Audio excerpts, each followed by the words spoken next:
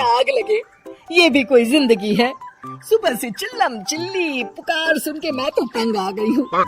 अरे वो भी क्या दिन थे जब मैं गांव में रहा करती थी। पहले बड़ी सुखी थी मैं। पहले मेरी जिंदगी क्या थी और अब क्या हो गई है। शहर में तो लोग भेड़ बकरी की तरह जीते हैं। जीने का असली मजा तो गांव में है। क्यों, क्या हुआ माँ जी? आज गांव की बहुत याद आ रही है आपको? अरे हाँ बहू, शहर का जीना भी कोई जीना है। लोगों की आधी जिंदगी तो सड़कों के ट्रैफिक में निकल जाती है और यहाँ रखा ही क्या है। एक बात कहूँ, दिल्ली शहर अब पहले जैसा नहीं रहा। क्या माँ, जब देखो गांव के गुणगान गाती रहती हो। ठीक है, इस बार ना बच्चों के कॉलेज की छुट्टियों में हम सब गांव चलेंगे, ठीक है? हाँ, ये ठीक है। पर कुछ दिनों के बाद सारा परिवार अपने गांव चला जाता है।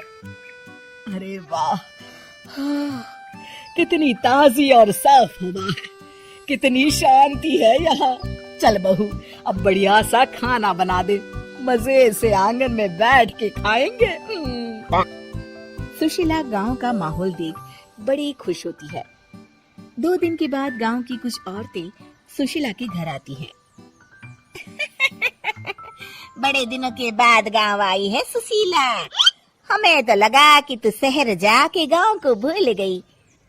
और बतिया, तेरी बहू कैसी है? जरा मिलवा तो उससे। अरे मेरी बहू तो लाखों में एक है। बड़ी किस्मत वाली हूँ मैं जो मुझे जानकी जैसी बहू मिली है। हमेशा मेरी सेवा में लगी रहती है और आज तक कभी पलट कर जवाब नहीं दिया उसने। सुशीला की बातें सुनकर सभी औरतें हंसने लगती हैं।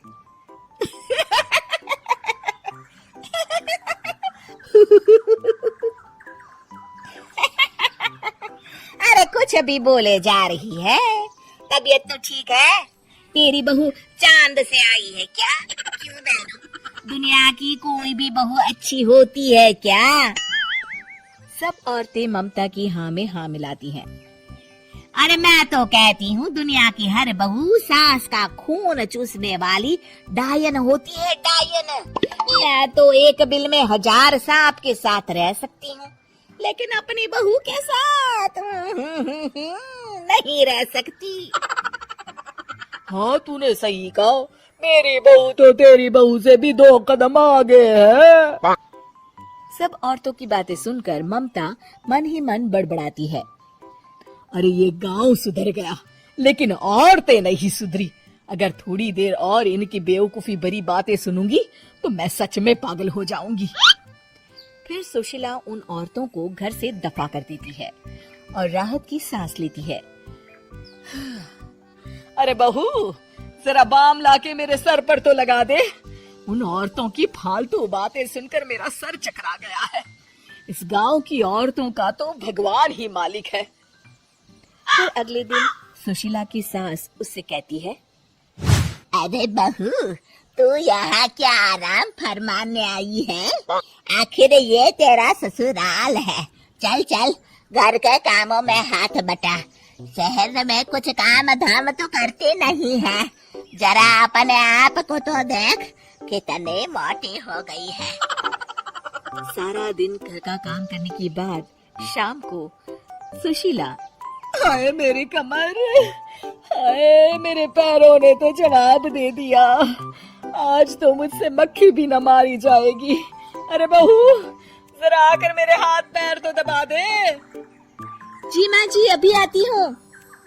तभी सुशीला की सास जानकी को रोकते हुए कहती है, अरे रुक जा बहू, एक दिन काम करके इसको इसकी नानी याद आ गई। हम लोग तो रोज इतना काम करते हैं, कोई जरूरत नहीं इसके हाथ पैर दबाने की। सुबह तक सब ठीक हो जाएगा। सुशीला अपनी सास की बातें सुनकर हैरान रह जाती है। इस तरह धीरे धीरे गांव आने के बाद सुशीला की परेशानी शुरू हो जाती है। फिर एक दिन, अरे आज तो मैं कपिल शर्मा देखूंगी, क्योंकि आज संडे है। सुशीला जैसे ही टीवी ऑन करती है, तभी बिजली कट जाती है। अरे सत्यानाश, इस बिजली को भी अभी जाना था। इतने दिनों से मैं टीवी सीरियल देख नहीं पाई। हमारा देश इतनी तरक्की कर रहा है, अरे पता नहीं ये गांव कब सुधरेगा। अरे अब तो 2 दिनों के लिए बिजली को भूल जा, ये तो यहाँ रोज की बात है। अब इस अंधेरे में रहने की आदत डाल ले। हाँ। हे भगवान, अब क्या होगा? ऊपर से इन मच्छरों ने जीना हराम कर रखा है। दूसरी तरफ घर के काम कर करके और बिना किसी सुविधा के सुशीला तंग आ जाती है और उसे शहरी जीवन याद आने लगता है। क्यों माँ, मजा आ रहा है ना? अरे आपने ऐसी सूरत क्यों बना रखी है? मुस्कुराइए, अब हम गांव में हैं। मोहन के साथ जानकी भी अपनी सास की खिंचाई करती है। हाँ हाँ माँ जी, आप ही तो यहाँ की बड़ी तारीफ कर रही थी। फिर अभी तो कुछ ही दिन बीते हैं, वैसे भी अब तो आप यहीं रहने वाली है ना? अरे नहीं नहीं बहू, मैं एक दिन और यहाँ रुकी तो मर जाऊंगी। मुझे शहर ले चलो। क्या दिन थे, कितनी सुखी थी मैं वहाँ। ठीक है माँ, हम कल ही वापस शहर चले जाएंगे। इस तरह सुशीला शहर आ जाती है और फिर कभी दोबारा गांव जाने की जिद नहीं करती।